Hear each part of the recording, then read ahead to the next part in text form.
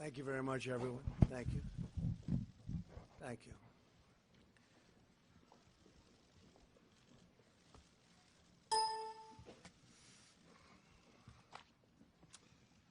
Beautiful day in the Rose Garden.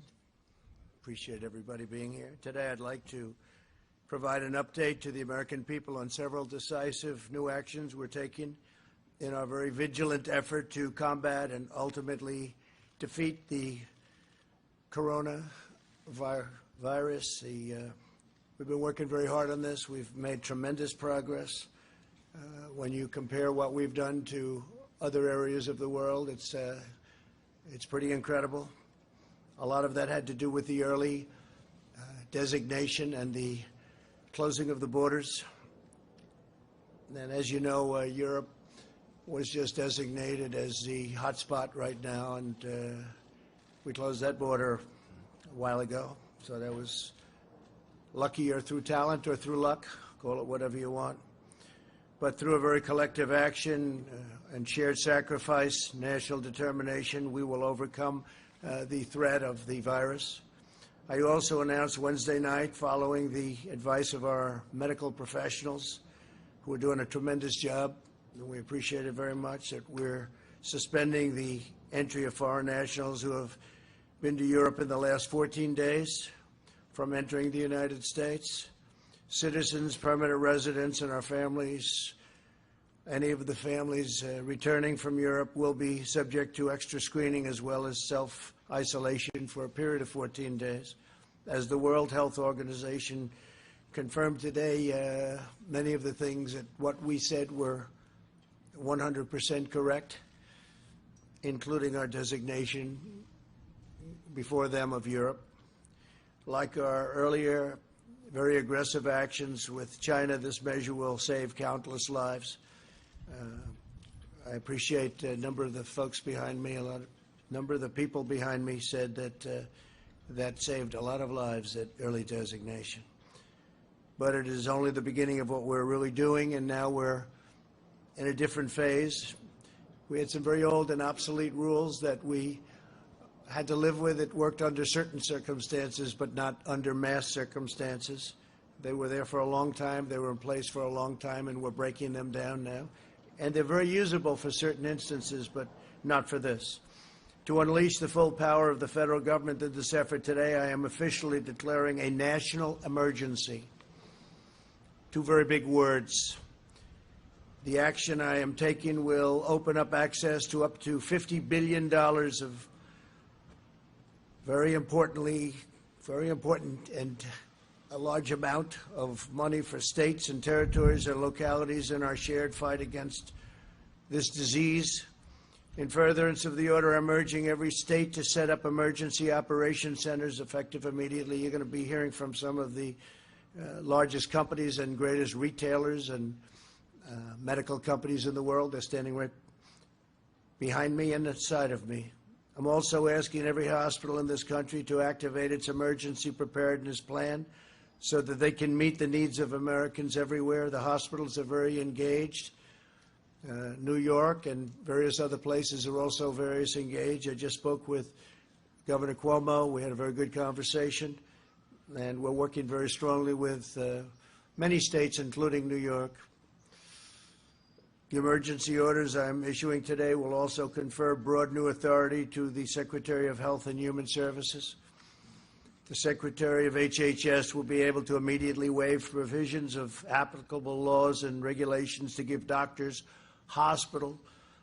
all hospitals, and healthcare providers maximum flexibility to respond to the virus and care for patients. This includes the following critical authorities: the ability to waive laws to enable telehealth, a fairly new and incredible thing that's happened in the not so distant past. I tell you, what they've done with telehealth is incredible. It gives remote doctors visits and hospital check-ins, the power to waive certain federal license requirements so that doctors from other states can provide services in states with the greatest need. Number two, the ability to waive requirements that critical access hospitals limit the number of beds to 25 and the length of stay to 96 hours. The ability to waive the requirements of a 3-day hospital stay prior to admission to a nursing home, big thing. The authority to waive the rules to hinder hospitals' ability to bring additional physicians on board or obtain needed office space. They can do as they want. They can do what they have to do. They know what they have to do. Now they don't have any problem getting it done. The authority to waive rules that severely restrict where hospitals can care for patients within the hospital itself, ensuring that the emergency capacity can be quickly established. We'll remove or eliminate every obstacle necessary to deliver our people the care that they need and that they're entitled to. No resource will be spared, nothing whatsoever. 10 days ago, I brought together the CEOs of commercial labs at the White House and directed them to immediately begin working on a solution to dramatically increase the availability of tests. Other countries have called us and worked with us, and they're doing similar things or will be doing similar things. As a result of that action today, we're announcing a new partnership with private sector to vastly increase and accelerate our capacity to test for the coronavirus. We want to make sure that those who need a test can get a test very safely, quickly, and conveniently, but we don't want people to take a test if we feel that they shouldn't be doing it. And we don't want everyone running out and taking, only if you have certain symptoms. Using federal emergency authorities, the FDA approved a new test for the virus. We did this within hours after receiving the application from Roche, a process that would normally take weeks. We therefore expect up to 500,000 additional tests will be available early next week. We'll be announcing locations probably on Sunday night.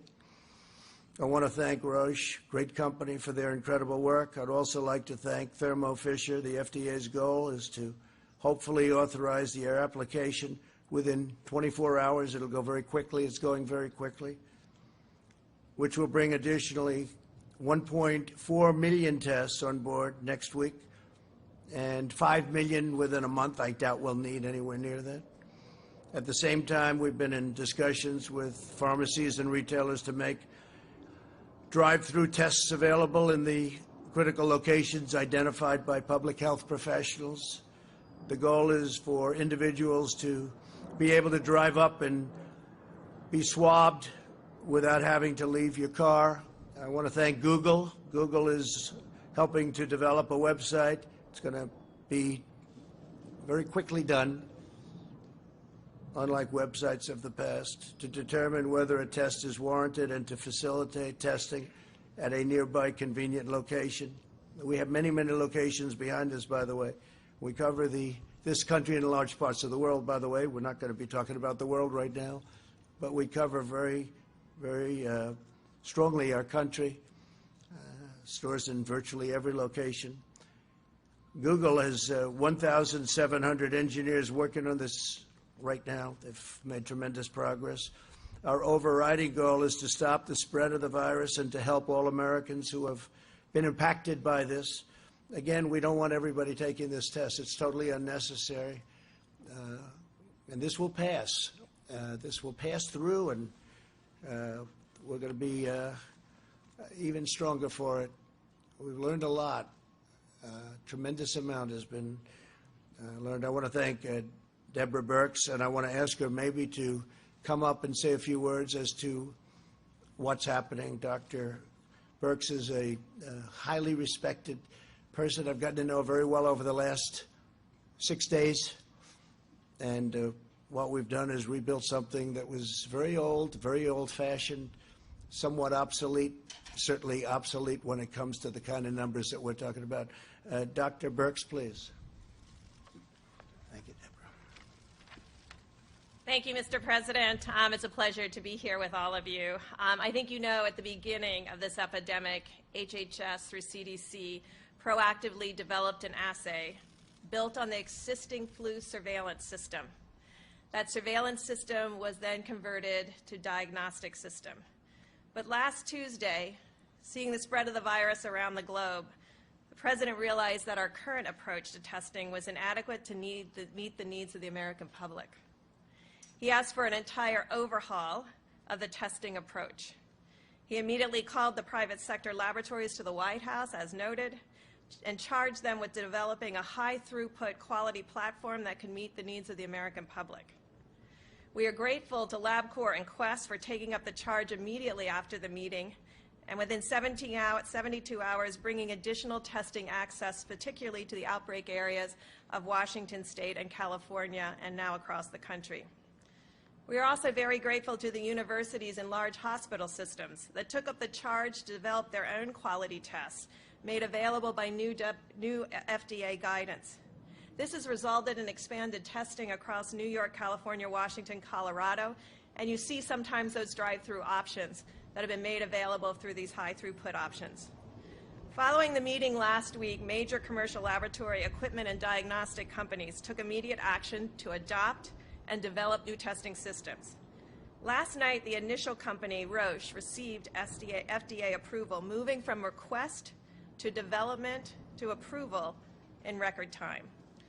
This innovative approach centered fully on unleashing the power of the private sector, focusing on providing convenient testing to hundreds of thousands of Americans within short turnaround times. In less than 2 weeks together, we have developed a solution that we believe will meet the future testing needs of Americans. I understand how difficult this has been. I was part of the HIV/AIDS response in the 80s. We knew from first finding cases in 1981, it took us to almost 1985 to have a test. It took us another 11 years to have effective therapy. It is because of the lessons learned from that we were able to mobilize and bring those individuals that were key to the HIV response to this response. I understand that a lot of this behind-the-scenes action over the last couple of weeks was invisible to the press and the American people. But this intense effort has not only resulted in innovative solutions, but an automated, high-throughput system bringing the availability of these quality coronavirus testing to the American people at unprecedented speed. Finally, I want you to know in South Korea, they did have a large number of tests available over the last several weeks. Their positivity rate is between 3% and 4%. With LabCorp and Quest expanded testing, their positivity rate is between 1% and 2%. So we want to also announce this new approach to testing, which will start in the screening website up here, facilitated by Google, where clients and patients and people of interest can go, fill out a screening questionnaire, move down for symptoms or risk factors, yes. They would move down this and be told where the drive-through options would be for them to receive this test. The labs will then move to the high-throughput automated machines to be able to provide results in 24 to 36 hours. That is the intent of this approach. We have seen it work just in our own United States, and we want to bring this across the continent. Thank you very much. Thank you very much. I'd like to maybe have Tony, do you want to come up? You've become I think everybody out here knows you pretty well, but Tony has been doing a tremendous job working long hours, and you've seen a lot happen, but this has been, it's been a great experience, and working with you has been terrific. Tony, please. Thank you very much, Mr. President. This is an example of, another example of what I've been referring to in my discussions with many of you in the audience as a proactive, leaning forward, aggressive, trying to stay ahead of the curve. And what you're seeing now with this order is that we're going to be able to remove the constraints so that people at the state, the local level, the individual physician, all the way up through the federal government will have as many constraints as possible removed for them to do everything they possibly can so that we can implement the things that we've been talking about. The containment, the mitigation, so that, as I've said many times, that curve that I refer to that goes up, we don't want to have that curve. We want to suppress it down to that small mound. And I think what we've done today is something that is going to be a very important element in having us be successful in doing that. We still have a long way to go. There will be many more cases, but we'll take care of that. And ultimately, as the President said, this will end. But what's going on here today is going to help it to end sooner than it would have. Thank you. Thank you very much, Tony. If I could, some of these folks we know, they're celebrities in their own right. They're the biggest business people, the greatest retailers anywhere in the world, and one of them is Doug McMillon from Walmart. And I'd like to have Doug, if you would, say a few words, wherever you may be. Good, Doug, please. When we got the call yesterday from the White House, we were eager to do our part to help serve the country. And given what we're facing, that's certainly important to do. We should all be doing that. So we've been asked to make portions of our parking lot available in select locations in the beginning and scaling over time as supply increases so that people can experience the drive-through experience that the President described. We'll stay involved and do everything we can from a supply chain point of view to be of assistance. Thank you, sir. Thank you very much, sir. Appreciate it very much. I'll just stay right over here. And Richard, if you could come up, please. Richard, please. Walgreens, thank you. Yeah. Thank you, Mr. President. And similar to Doug and Walmart, we're happy to stand in here and help in communities all across America, because a lot of times when we have natural disasters, our stores are a beacon in the community, and this situation is no different. So we look forward to partnering with the CDC, the administration, HHS, and the task force, and specifically to the Vice President's doing such a fantastic job. We're ready to engage and help. Thank you. Thank you very much. Great job. Thank you very much. Brian Cornell, Target. Thank you, Brian. Thank you, please. Well, Mr. President, thank you for inviting us here today, along with our colleagues from Walmart and Walgreens and our partners at CVS. Normally, you'd view us as competitors, but today we're focused on a common competitor, and that's defeating the spread of the coronavirus. And we look forward to working with the administration to do our fair share to alleviate this growing threat. So thank you for including us today. In the near term, we're all committed to making sure we're keeping our stores open to serve the American consumer who's rapidly stocking up on household essentials, key food and beverage items that they need during this time, making sure we run safe stores and create an environment that's safe for our team members, making sure that they feel supported during this very critical time. So thank you for including us. Thank you very much. Great job. Is Tom here? Tom Poland? Tom Poland, please. Thank you, Mr. President. As CEO of Becton Dickinson, we're one of the leading providers of medical devices as well as collection products for testing of coronavirus. We were ramping up our manufacturing capacity to ensure that the right collection devices and testing equipment are ready to address this issue. Thank you, Mr. President. Thank you very much, Tom. Great job you've done. Stephen Rakowski, Quest Diagnostics, please. Great job. Thank you very much. Thank you very much. Thank you, Mr. President. So as mentioned, we were called with the leadership of the Vice President last week to come together as an industry, and we took advantage of that opportunity to work with the FDA, to work with the Center for Disease Control, and we are up and running with tests in a number of our facilities. As the President mentioned, we now have capabilities from Roche Diagnostics that we will bring into our facilities this weekend. And I know myself and my colleague at LabCorp will be doing the same. So the capacity available to the American public to support this action with consumers will be considerably increased in the next few weeks. Thank you, Mr. President. Thank you very much. I appreciate it. Thanks. And Matt Sauce, please, of Roche. Matt, thank you, Matt. Thank you, President. So from Roche, we want to thank the FDA for their rapid approval of our coronavirus test.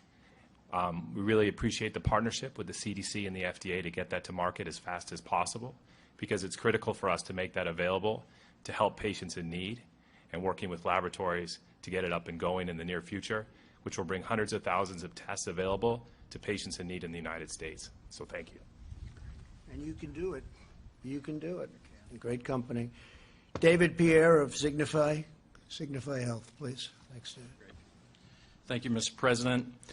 We are the largest house call provider in the U.S., and we go to the homes of the most vulnerable elderly. And through our network and our logistics engine, we stand ready to help and provide our clinicians to be where they're needed, whether they're in retail clinics or in the home, and we're here to assist. Thank you very much. Thank you very much. And we'll be changing a lot of the rules, regulations for future, should this happen in the future, which we hope it never does, but it will, I guess, somewhere out there. There's some bad ones over the years, and I guess that'll continue to an extent, but we hope it never happens. But we're going to be changing a lot of the old rules and specifications and regulations. Adam Schechter, who's really been of tremendous help. LabCorp, please. Adam. Thank you, Mr. President. At LabCorp, we're working every second of every day to increase the number of tests that we can run. We're working with academic medical centers, with our colleagues at Quest, with other hospital and other laboratories to ensure that we do everything we can to increase the testing as we move forward. And I can tell you we understand how important the testing is, and we are committed to doing everything possible. Thank you very much. Great job. Thank you. Thomas Moriarty, CVS. We all know CVS. Thank you. Thank you, Thomas. Thank you, Mr. President. We have been focused since the start of making sure our patients and the customers we serve have the information they need, the safety they need as well. We are committed to working with the administration and local public health officials to make this work as well. And thank you, sir, for the honor. Thank you very much. Thanks. Great job. And Bruce Greenstein, LHC Group, tremendously talented people. Thank you very much. Mr. President, thank you for the honor of being here. And the home health industry has been treating patients and seniors in the safety and comfort of their own home for decades. We're very proud to be part of the equation for testing in their own home. For Americans that can't get to a test site or live in rural areas far away from a retail establishment, we're here to help, to partner with our hospitals and physicians, as well as the people we have here today that will be doing testing around the country. Thank you. Thank you very much. Fantastic. We'll practice that. Okay, I like that. That's good. We're also announcing the following emergency executive actions today. To help our students and their families, I've waived interest in all student loans held by federal government agencies, and that will be until further notice. That's a big thing for a lot of students that are left in the middle right now. Many of those schools have been closed. Based on the price of oil, I've also instructed the Secretary of Energy to purchase, at a very good price, large quantities of crude oil for storage in the U.S. Strategic Reserve. We're going to fill it right up to the top, saving the American taxpayer billions and billions of dollars, helping our oil industry and making us even further toward that wonderful goal which we've achieved, which nobody thought was possible, of energy independence. It puts us in a position that's very strong, and we're buying it at the right price. And that's something that would have not even been possible a week ago. The price of oil went down quite a bit, so we're going to fill it up. It's a good time to fill it up. I'd like to ask Mike Pence to say a few words, please. VP. Thank you, Mr. President. It is this day should be an inspiration to every American, because thanks to your leadership from early on, not only are we bringing a whole-of-government approach to confronting the coronavirus, we're bringing an all-of-America approach. Mr. President, from early on, you took decisive action. You suspended all travel from China. You created travel advisories, South Korea and Italy. We screened all travelers from all airports in both of those countries. And on the unanimous recommendation of your health experts, you, at midnight tonight, will effectively suspend all travel from Europe, and Americans that were returning will be screened and asked to voluntarily participate in a 14-day quarantine. Throughout this process, Mr. President, you put the health of America first, but you brought the best of America to address it. And it's not just at the federal level. As you said, Mr. President, we've been working with states across the country. We issued broad guidelines from CDC for every American. But this week, at your direction, we tailored specific recommendations from CDC for New York, Washington State, California, Massachusetts, and Florida. And we've been in continuous contact, as you said, with governors around the country. Mr. President, you have forged a seamless partnership with every state and every territory in this country to put the health of our nation first. But today, I trust that people around the country that are looking on at this extraordinary public and private partnership to address the issue of testing with particular inspiration. After you tapped me to lead the White House Corona Task Force, Mr. President, you said, this is all hands on deck. And you directed us to immediately reach out to the American business sector, commercial labs, to meet what we knew then would be the need for testing across the spectrum. And today, with this historic public-private partnership, we have laid the foundation to meet that need. For Americans looking on, by this Sunday evening, we'll be able to give specific guidance on when the website will be available. You can go to the website, as the President said. You'll type in your symptoms and be given direction whether or not a test is indicated. And then at the same website, you'll be directed to one of these incredible companies that are going to give a little bit of their parking lot so that people can come by and do a drive-by test. And Mr. President, I want to join you in thanking Walmart and CVS and Target and Walgreens. These are companies that are synonymous with communities large and small, where people come together, and now they're going to come together to meet the needs of the American public. These commercial laboratories, LabCorp and Quest and Roche, have just done an incredible job stepping forward, and they're going to literally make hundreds of thousands of tests available and being processed with results to patients in the very near future. But it's all a result of you tasking us with bringing together not just government resources, which all state labs can now test across the country. CDC is testing. But you said, Mr. President, that we wanted to bring all the resources of the country together, and that's what this partnership really means. You know, the truth is that we have coronavirus cases now in 46 American states. And while the risk of serious illness of the coronavirus remains low, we want to encourage every American to practice common sense, practice good hygiene, go to the CDC's website to see what the guidance is for your community or for the American people broadly. And as the President has said, it's especially important now that we look after senior citizens with chronic underlying health conditions. Last week, the President directed the Center for Medicaid and Medicare Services to raise the standards at our nursing homes, increase inspections at our nursing homes. And today we're offering very specific guidance, which Seema Verma will articulate about visitations at nursing homes. It's important to remember that they were there for us when we were growing up, Mr. President.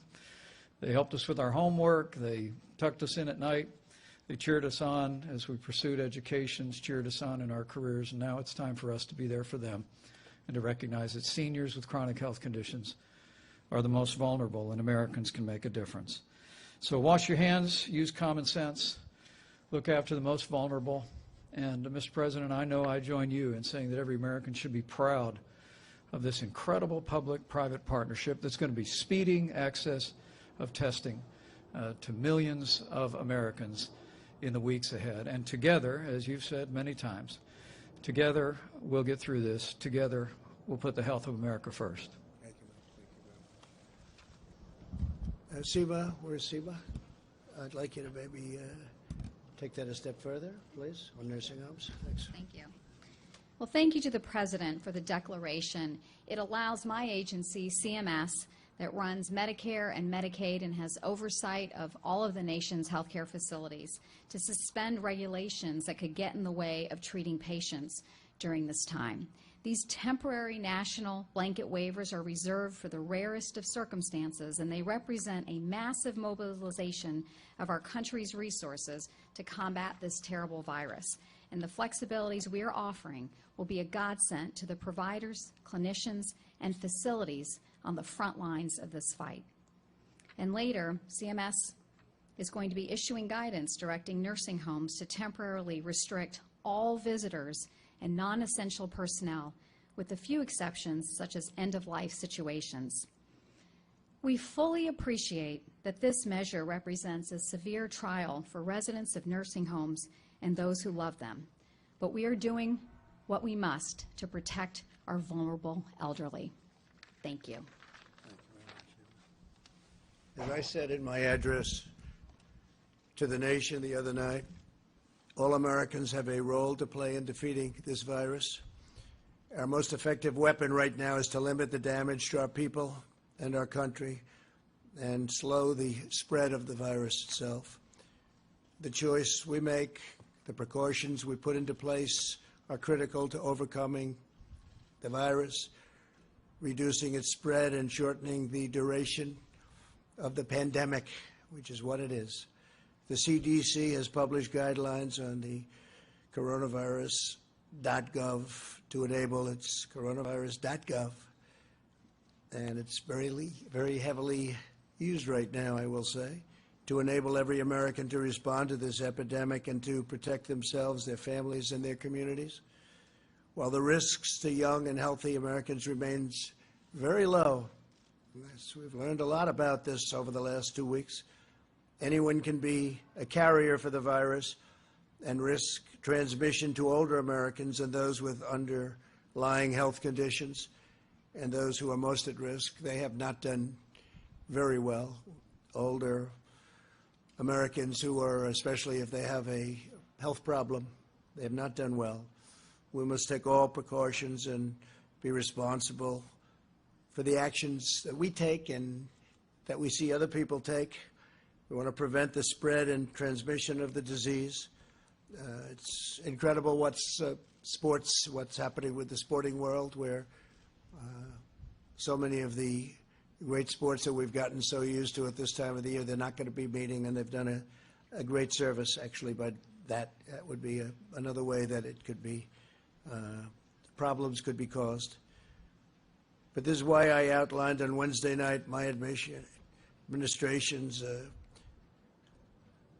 fact that we've issued a requirement suspending all medically unnecessary visits to various places, but in particular nursing homes. We should all be working off the same playbook when it comes to protecting Americans. We have to. We need to be consistent in adopting measures to the virus. The virus is the same whether it's spreading in cities, towns, or rural communities. The tools and tactics for attacking it are similar no matter where you go. No matter where you go. You have some hot spots throughout the world right now that people would have never thought possible, and they're being very seriously affected. Key among these efforts are breaking chains of transmission between people. These measures have been adopted by many companies, universities, and schools, and we want to protect the safety and the health of their employees and their students. I encourage everyone to follow the guidelines we've issued by CDC and these common sense measures. A lot of it's common sense.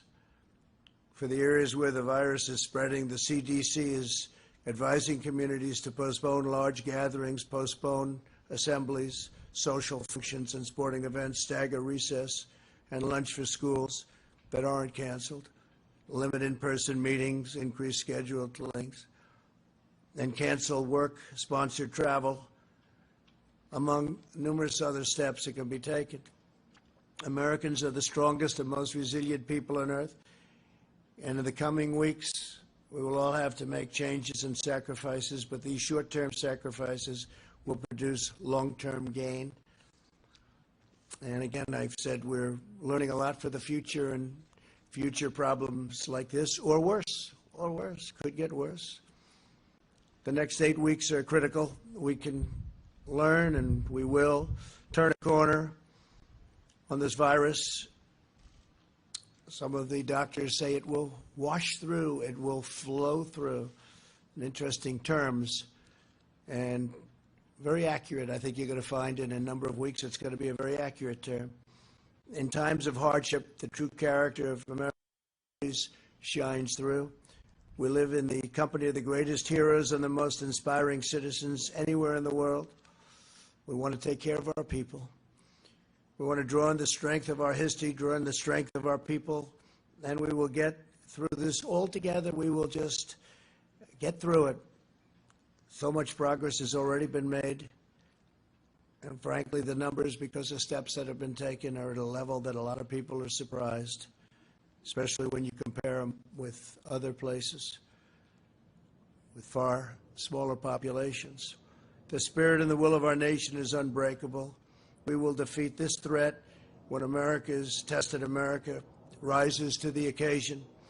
And to those families and citizens who are worried and concerned for themselves and their loved ones, I want to know that Your federal government will unleash every authority, resource, and tool at its disposal to safeguard the lives and health of our people. So we're with you every step of the way. No nation is more prepared or more equipped to face down this crisis. As you know, we are rated #1 in the world. We're also helping other nations. Many other nations, we're helping them a lot. And they're doing okay in some cases. In some cases, they're not doing well at all. But we're working with a lot of groups of people and a lot of other nations. With faith and heart and hope and love and determination, we will succeed, we will prevail, we will be very, very successful, and we'll learn for the future. Thank you all very much. If you have any questions, we can take some, please.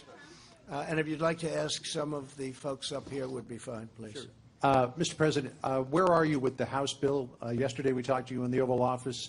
You were opposed to it. What has happened since then, and what's the holdup on that? Well, we just don't think they're giving enough. We don't think the Democrats are giving enough. We're negotiating. We thought we had something, but all of a sudden they didn't agree to certain things that they agreed to. So we could have something, but we don't think they're giving enough. They're not doing what's right for the country. And if I could ask Dr. Fauci? Go ahead, please. Thank you, Mr. President. You just mentioned waiving interest for student loans. Yeah. You talked about buying oil from the SPR or adding to the SPR. What other specific targeted measures is your administration thinking about taking? The Treasury Secretary, Steve Mnuchin, said today that you're just in the second inning of things that you might be undergoing. That's true. And we are looking at many different things, as you know. You know some of them. They've been written about very widely. But we're going to be releasing a paper in about 2 hours stating quite a few other steps. Very important ones. Please, go ahead. What, sir, if you wouldn't mind? Please, go ahead.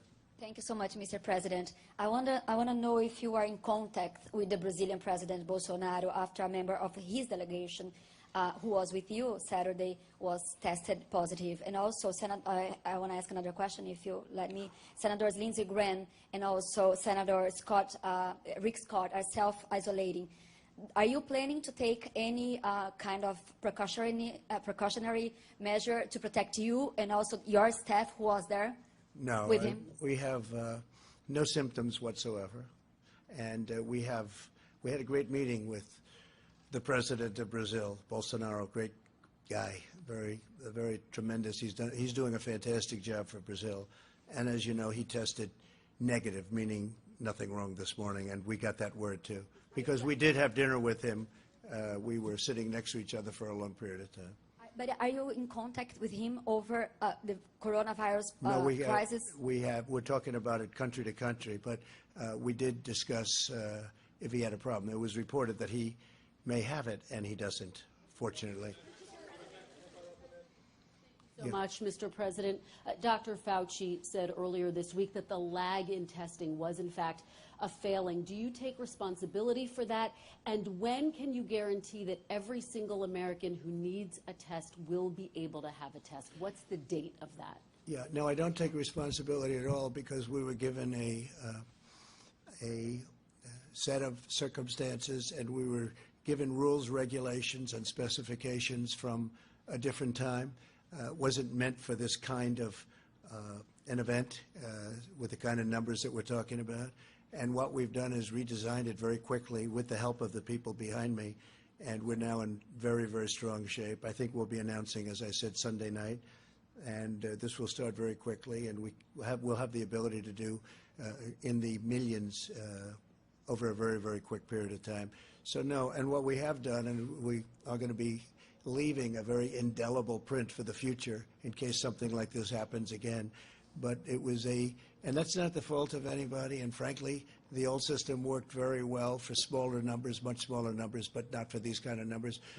Tony, maybe you'd like to say something? Will you have, Tony, yes, please, by Sunday night, will every American be able to get a test? So just to reiterate what I said to many of you multiple times, it's a distance of a system. The system was not designed for what it was designed for. It worked very well.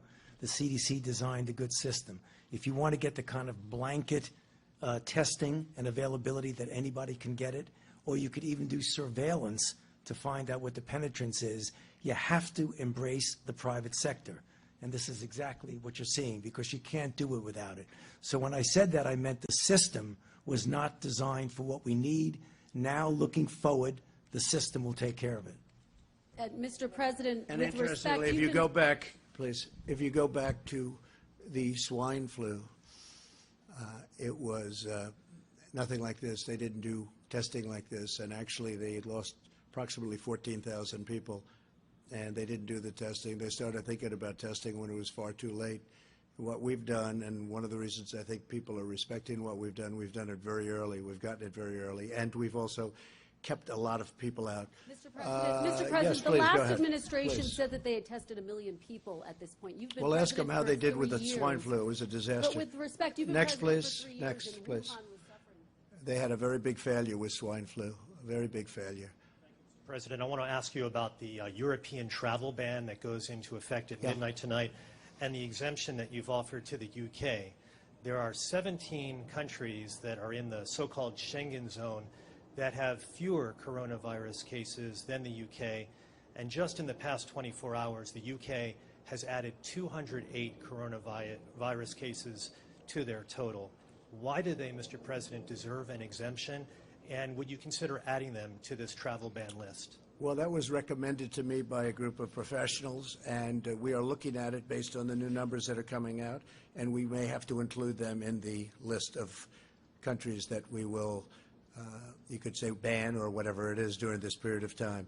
But yeah, the numbers have gone up fairly precipitously over the last 24 hours, so we may be adding that. And we may be adding a couple of others, and we may frankly start thinking about taking some off. Go ahead. Thank you, Mr. President. I'm a correspondent with Hong Kong Phoenix TV. You have mentioned that the number in China has been decreasing. China has made tremendous progress in the past weeks. Sure. I'm wondering how much confidence does this give you to control the virus in the United States?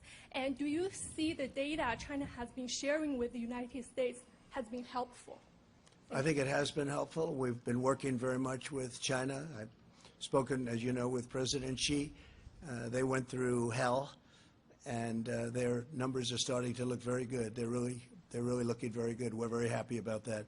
We are sharing data, yes. In fact, we're sharing quite a bit of data, including the fact that some of our pharmaceutical companies are working over there right now with large groups of people. Yeah, go ahead, please. Thank you, Mr. President. You spoke with Canadian Prime Minister Trudeau yesterday. Yes. Did you discuss the potential closing of the border between Canada and the U.S.? And by extension, are you considering ways to salvage the $2 billion daily trade between the two countries? So we didn't discuss the border. We've had a very good relationship, just about finished with the USMCA, as you know. He called me to tell me that. I think that was the primary reason for the call. At the time, his wife had not been diagnosed, and she's a lovely lady, wonderful lady, great lady. And since then, I've read that the result was that she has it. And I was a little surprised. I think he was surprised also. We did discuss it prior to. She's going to be fine, but he thought that she would not most likely have the virus. Unfortunately, she does. But we didn't discuss the border yesterday, no. Go ahead, please. If you have any questions for these great geniuses up here, you should, even a business question related to what we're talking about. Mr. President, Ross Palumbo from ABC News Miami. As a relatively new Floridian, what is your message today to the cruise line industry and the travel industry that Florida depends upon? And since Senator Rick Scott and Miami-Dade Mayor Carlos Jimenez have the same exposure as you and they are self-isolating, what's your message to them that they shouldn't be? Well, I don't know that I had exposure, but I don't have any of the symptoms. And we do have a White House doctor, and I should say many White House doctors, frankly. And I asked them that same question, and they said, you don't have any symptoms whatsoever. And we don't want people without symptoms to go and do the test. The test is not insignificant. As far as the cruise line business, we're with them all the way. It's a great business. It's a great U.S. business, frankly. And I know how important they are to the country. That includes airlines, but the cruise line business obviously was hit very hard. We had a tremendous success out in Oakland, where we moved it. Vice President Pence did a fantastic job with that. We worked with UK, we worked with Canada. They took their people back in Canada. It was approximately 600 people. UK likewise took a large number of people back to the United Kingdom. And we have people quarantined. It was a big operation, and it worked out really, you don't hear about it anymore. It worked out really well. Mike, you may even want to say something about that, because that was really done properly.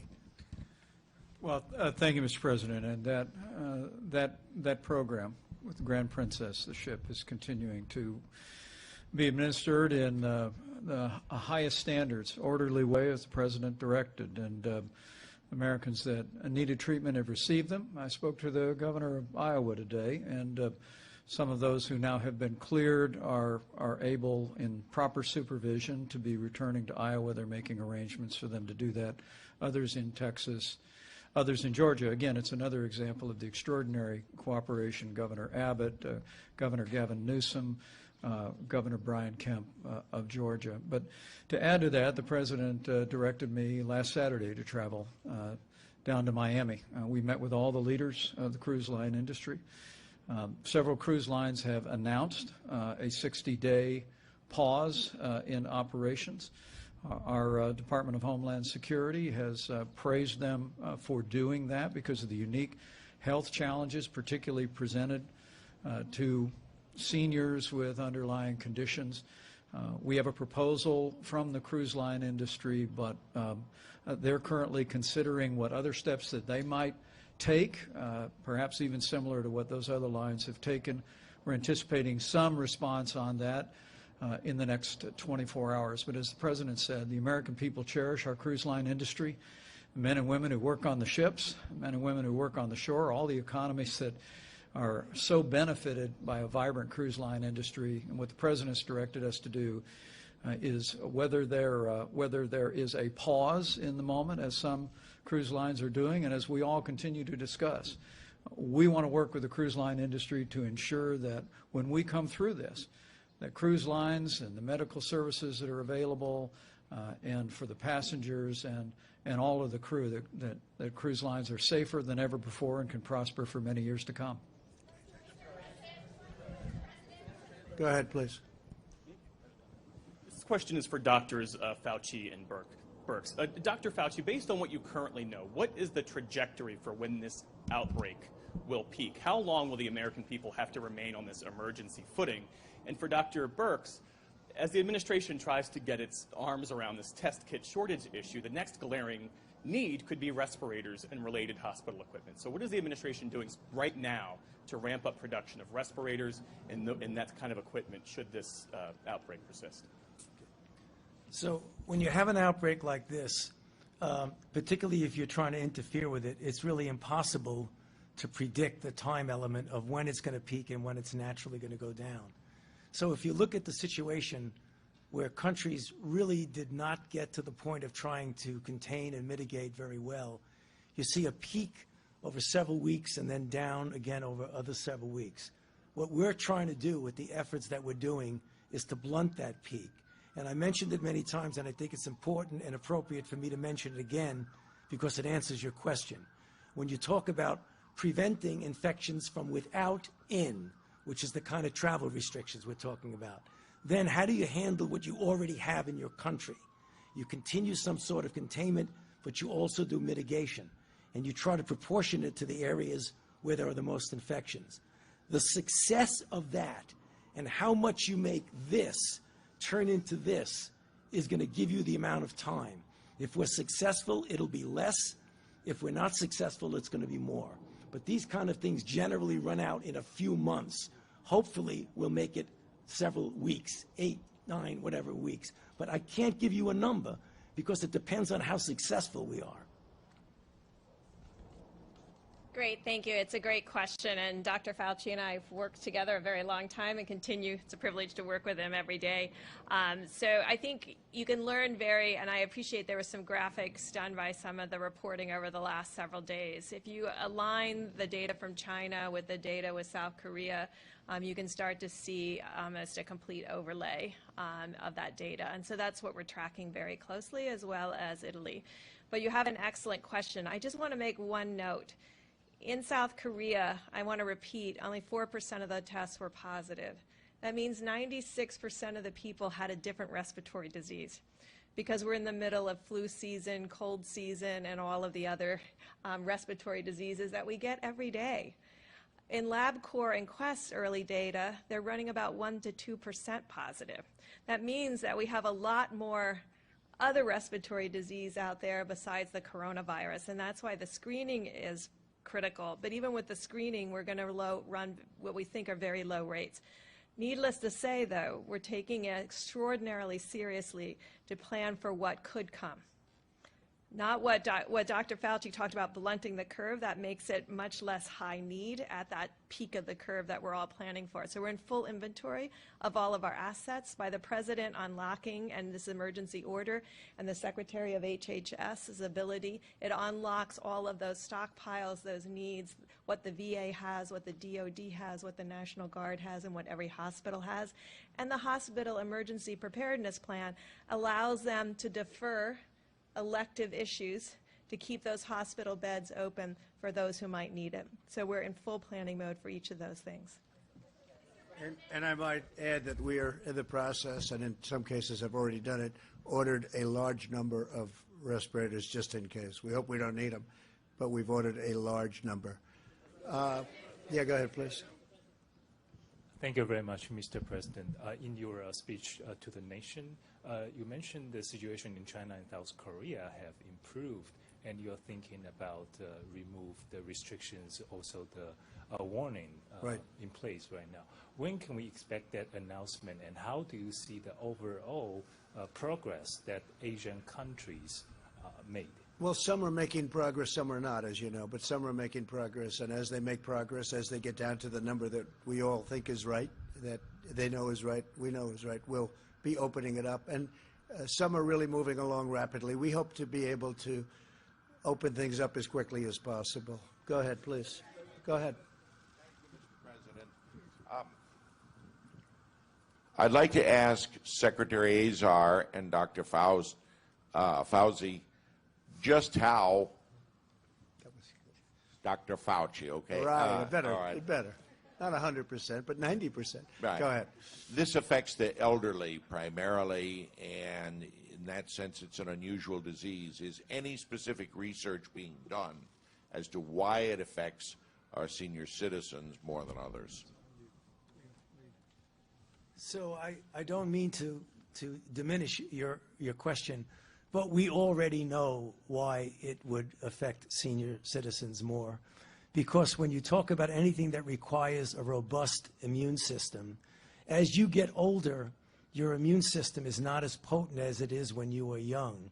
And that's the reason why when you talk about even influenza, which we have extraordinary experience with over decades and decades, the people who are very vulnerable are the elderly and those with underlying conditions. The same thing holds true for a variety of other disease.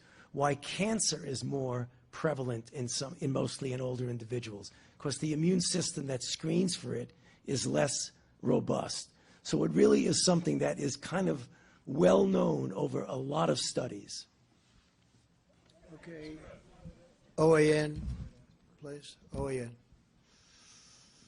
Mr. President, the Chinese officials are expressing some tones of discontent with how where the source of this virus has come from, and they're spinning some odd narratives. What are your response to the Chinese officials who are doing that, and have they signaled any kind of resistance to upcoming trade talks in response to how we're handling this No, we virus? have our deal with China. They're going to be buying $250 billion worth of goods and $50 billion from our farmers, and it's a great deal for our country. It's about time somebody did that.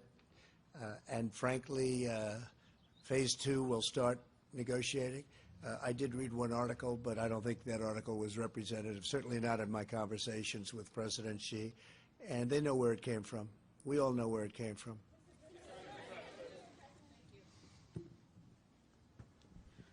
Thank you, Mr. President. Yamiche Alcindor from PBS Yes. NewsHour.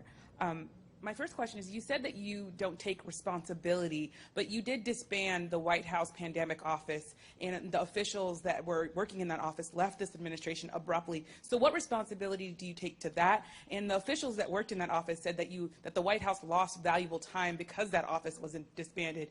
What do you make of that? Well, I just think it's a nasty question, because what we've done is, and Tony had said numerous times that we've saved thousands of lives because of the quick closing. And when you say me, I didn't do it. We have a group of people. I could ask perhaps my administration, but I could perhaps ask Tony about that, because I don't know anything about it. I mean, you say we did that. I don't know anything about it. You don't know about the reorganization that happened at the National Security It's the administration. Council. Perhaps they do that. You know, people let people go. You used to be with a different newspaper than you are now. You know, things like that happen. But this was okay. an Please go ahead. We're doing a great job. Let me tell you, these professionals behind me and these great, incredible doctors and business people, the best in the world, and I can say that, whether it's retailers or labs or anything you want to say, these are the best in the world. We're doing a great job. We have 40 people right now, 40. Compare that with other countries that have many, many times that amount. And one of the reasons we have 40 and others have, and again, that number's going up, just so you understand. And a number of cases, which are very small, relatively speaking, it's going up. But we've done a great job because we acted quickly, we acted early. And there's nothing we could have done that was better than closing our borders to highly infected areas. Please go ahead. Thank you, Mr. President. Vanessa Yaklich for NTN24 for all Latin American countries, Yes, sure. and also for Spain, La Razón and Antena 3. I would like to ask you two very brief questions. One, for how long we're going to have the emergency, the national emergency? I hope not long, but it's there now, and it gives tremendous powers for things that we need. Tremendous power, actually. And the Stafford Act and various other things that we're involved with and have studied and memorized in so many different ways and forms, it gives the kind of power that we need to get rid of this virus. And we're going to do it very quickly. And I hope we won't need it very long, but whatever it takes. So for now, we still don't know for how long. And something very important I wanted to ask you is, like, how do you really think it's essential coordinating with other countries and learning from their lessons that they already suffer the same situation? Yeah. Countries, of course, like China and South Korea, but now recently Sure. Italy and Spain. Well, and Italy's how is having that a- coordination done? Italy Thank you is so having much, a Mr. we're in touch with Italy, and it's a country that we love. We have tremendous millions and millions of people, origins from Italy, and we're working with them. They're in they're in probably, relatively speaking, the toughest position of all. We're in touch with everybody. We're in touch with, when I say everybody, we're in touch with many of the countries that you know about, that you're writing about, and they're calling us asking for advice. They're asking for the advice of the people behind me. Italy's got a tough situation, but they're really they have really clamped down. I think they're going to see some very good results. It's tough what they did. They really took their medicine, but they're going to see some much better results. Yeah, Jeff? Thank you, sir. With regard to domestic travel, should Americans feel safe, or should Americans at all be traveling to states such as Washington State, New York, and other hot spots within this country? And a follow-up on Brazil. You're asking people who come back from Europe, Americans who are coming back from Europe, to self-quarantine for a couple weeks. You were in a picture with somebody who now has coronavirus from Brazil at Mar-a-Lago. How is that different? Well, I'll tell you, first of all, I'm not coming back from someplace. But you were exposed. There was somebody that they say has it. I have no idea who he is, but I take pictures, and it lasts for literally seconds. I don't know the gentleman that we're talking about. I have no idea who he is. I haven't seen the picture. I said there's a picture of somebody, but I take sometimes hundreds of pictures a day. And that night I was taking hundreds of pictures, so I just don't know. Now, I did sit with the president for probably 2 hours, but he's tested negative, so that's good. It's just a matter Please of... go ahead. And the domestic travel... Go ahead, please. I would say if you stay home, it's not bad. It's not bad. Now, there are certain parts of the country that are essentially have zero problem. Washington's been very tough, in particular a nursing home. But Washington, the state of Washington, has been very tough. It's been a big percentage of when you talk about the 40 deaths, that's been a big percentage of the deaths, as you know very well. And they all came from a certain area, unfortunately. Please, go ahead. Go ahead. Okay. Thank you very much, Yes. Mr. President. Cordelia Lynch, Sky News. You talked this week about the UK doing a good job in tackling coronavirus. In light of the rise in cases, are you changing your mind about that? You also just spoke about possible travel restrictions. Have you discussed when they might be put in place? Well, in light of the results, as we discussed before, in light of the results, we're going to be looking at it. And I know the task force is looking at it very strongly, Vice President, everybody. It was looking good, but the results have been building up pretty rapidly. So we'll be taking another look at that. Yes, absolutely. Go ahead, please. Mr. President, thank you. I want to first follow up on Jeff's question, because the person you were standing next to, whether you know who he is or not, tested positive for coronavirus.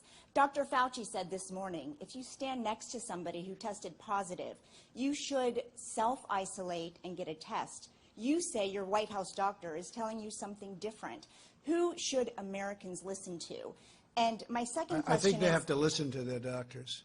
And I think they shouldn't be jumping to get the test unless it's necessary. But I think they have to listen to their doctors. And I mean, I don't know. I haven't seen the picture. Somebody said there's a picture with somebody taking a picture with me, but I haven't seen it. well, doctors have but said I you can might tell have you, it even if you don't have symptoms. Are Well- you being selfish by not getting tested and potentially well, I exposing? didn't say I wasn't going to be tested. Are you going to be? Most likely, yeah. Most When do likely. you think Not for that'll that happen? reason, but because I think I will do it anyway. Will you let us know fairly the soon. results? We're working on that. We're working out a schedule. My second question, Mr. You President, go ahead, that was please. a follow-up. Go ahead. Yeah. I know there's been a lot of talk about testing. I just want to make sure we're clear, though, because we've been hearing from doctors who say, as of today, they still can't get patients tested who need a test. So as of today, can everyone who a doctor wants to have tested get tested? And if not, when? Well, When that's will been doctors true for a have- while, but I'll let Mike. Why don't you answer that, Mike, please? Well, as the President said, and Dr. Fauci has articulated, the nature of our current system where the CDC has samples sent and tests are performed, or state labs perform tests, or in some cases university and hospital labs perform tests, is generally adequate for an infectious disease or for people getting a diagnostic work done. But given the sheer scale of this, the President tasked us with bringing together this extraordinary public and private partnership. Today, by some estimates, when you add all the labs together, and today the President made it possible for every state in the country and their state labs to authorize labs across their state to do coronavirus testing. We're estimating somewhere between 15 and 20,000 tests a day are able to be performed. But very soon, with the program that was announced today, Americans will be able to visit one of the sites closest to them, as described on the website, if they're symptomatic, if the questionnaire indicates it, be able to have a test there, and these incredible companies will process the test and they'll receive that information. But for now, the best advice that we can give for people is to speak to their doctor, as the President just said. And if the doctor indicates that physician, if it's not a university, hospital, or otherwise authorized lab, can contact the state lab. Again, every state lab in the country can perform tests today. But what the President charged us with when I was tasked to take over the White House Coronavirus Task Force was open up tests all across the country. The President said a few days ago that we made it clear that any American that wanted to get a test would be able clinically to get a test. Because I literally heard from the governor of Washington State who said the doctors in Washington State were saying that if you were only mildly symptomatic, they would not order a test. And fortunately, the President directed CDC to clarify that. Now, anyone in consultation with their physician, regardless of their symptoms, can request a test, and their doctors will contact those agencies, those labs in their state. But very soon, Americans will be able to go to these drive-in sites and be able to obtain and participate in a test. Dr. Birx, is there more to amplify that? No, I think that's perfectly said. I think just to review once more time about the testing. With LabCorp and Quest, I think many of you have been to doctor's office and seen the little boxes outside. What they do is they deliver both the specimen collection piece, because remember it's a nasal swab, it's not a tube of blood. So they've delivered that to doctors' offices and hospitals, and then they will arrange to pick that up. The important piece in this all is they've gone from a machine that may have a lower throughput to the potential to have automated extraction. I know you don't want all these details, but it's really key for the laboratory people. It's an automated extraction of the RNA that then runs in an automated way on the machine with no one touching it, and the result comes out of the other end. So sample to machine to results. That cuts out a lot of the manual pieces that were happening that were delaying the test results. And so with that, what's the timeline like from when you're tested to when you get results? Like next week, what should people expect? Well, with the prior testing, it was taking several days because the test is slower. We believe with this test, because of its throughput, that the testing can be from start, remember it has to transport, to the laboratory that will run it, and then we're hoping that all can be finished within 24 hours, which is very similar to other tests that you received today. These are not point-of-care tests. We are working on point-of-care tests, but we have to realize point-of-care tests take 6 months or more to develop, so we're not waiting for those. We're still diagnosing this on nucleic acid, so it's an antibody. This is actually the antigen, the actual virus in your nose that we're amplifying.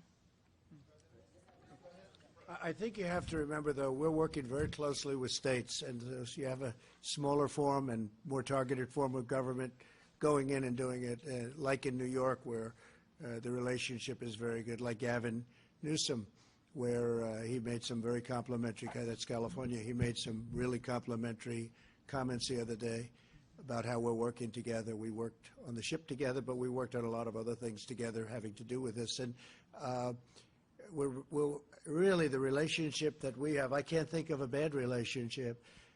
We're helping them. We're funding them in some cases, depending on what it is you're talking about. And we're all working together very closely. So we've done really, I think, a tremendous job of teamwork with the different states. All right, one or two more. And if you have questions for these folks, does anybody have a question for the folks up here? Who has a question up here? You have? Okay, go ahead. If you have a question, go ahead. Thank you. I have one for you as well. I thought. I know no, but I do was. have one for them because I haven't heard this I was waiting yet. for that. Go ahead. Because I haven't heard this yet. Ask them first, please. Yes, I will. Okay, with regards to the CEOs, can you please tell us when you expect to see items like hand sanitizer that have been going out of stock very quickly back on the shelves? There have been a lot of reports about that. And for you, Mr. President, could you talk about a potential bailout for the cruise industry? You had suggested that could happen. Is that something you're still looking at, and how much would that be? Well, I didn't suggest that it could happen, but I can tell you it's an industry that was very badly impacted by what's going on with the virus, and it's a great industry. It's a very important industry, and we will be helping them, and we will be helping the airline industry if we have to, assuming we have to. So far, people haven't been asking, but if they should be asking, we want to make sure our airline is very strong. And then one day, all of a sudden, wasn't looking so good. Interestingly, I was talking to Doug, and the numbers they're doing from the retailing standpoint, I guess because of this, your business is like the opposite. All of you you've been selling a lot of stuff. Do you want to answer the question as to the hand sanitizers? Sure. Yeah, specifically, the areas where we're seeing pressure in the supply chain are surface cleaners, cleaning supplies, paper goods in particular. Hand sanitizer is going to be very difficult to have 100% in stock on for some time. We're still replenishing it and shipping it, but as soon as it hits the stores, it's going. The same thing's true for the categories I just mentioned. So all the retailers will be working hand in hand with the suppliers to bring that to the market as fast as we can. What is your advice, though, for Americans who are seeking those items? What is your advice? They're selling out online. They're selling out in the stores. I think this team has given you other examples of what people can do to fight back against this virus, and you should look at the entire list. Dr. Fauci, please. Speak to that. It'd be good. I mean, Obviously, it sounds very simplistic, but wash your hands as often as you possibly can. And I know you're not always in a position to be able to wash your hands, but wash them as much as you can. If you don't have the alcohol wipes, try and get them. If you can't get them, just try as best as possible to do it. I mean, you got to do the best you can. Well, just general preparedness. You know, you want to wash your hands. You want to keep distance from people. And if you're around someone sick, keep away from them. This is basic public health. Now, these guys are selling a lot of toilet paper. I don't know. There seems to, Tony, did you give some guidance that toilet paper is not an effective protection against getting the coronavirus? They're selling out. But soap and water, hot water, soap, 20 seconds. That's how you do it. Okay, one more. Go ahead. Go ahead. No, over here, behind you. Behind you. Thank you very much, Mr. President. You have a great team, of course. That's true. My question is, Mr. President, are you happy from the Chinese response, what correctly really told you what really happened those days? And second, Prime Minister Modi or India have closed borders until April 15th, if you have spoken with the Prime Minister of India, and if they have needed any help. And finally, sir, any message for the small businesses, because they are losing some businesses because of this? Thank you, sir. Well, on small businesses, the Small Business Administration is now stacked with money to help them, and we're going to make the money readily available if they need it, small businesses. We had a great time in India. It was an incredible 2 days, and he's a great friend of mine, and he's a friend of his people, because he was greeted incredibly warmly, as was I, in that stadium. It was an incredible event, and I loved being with him, so just say hello to him. But we talked about everything. We talked about far more than just borders. And as far as President Xi, likewise, he's a friend of mine. I believe that we are dealing in good faith, that we just worked, as you know, and as I just said, we just worked an incredible deal, big deal, one of the biggest deals ever made of any kind, big even by the standards of some of the people here, the deal with China. But I think that they want to get to the bottom of things also. We're working, our drug companies, our pharmaceutical companies are working very closely with China and with India, as you know, and with all over the world. And they're all over the world. These are magnificent companies that are very, very knowledgeable. And we're very lucky to have them, because I think you're going to come up with, whether it's therapeutic or whether it's just help in getting better, and then ultimately a vaccine, which takes a little bit longer because of the test periods and a couple of other reasons. You're going to have it very quickly because of the great knowledge, and they'll have it very quickly. They've made a tremendous amount of progress. Thank you all very much. We appreciate it. Thank you. Thank you very much. Mr. President, why are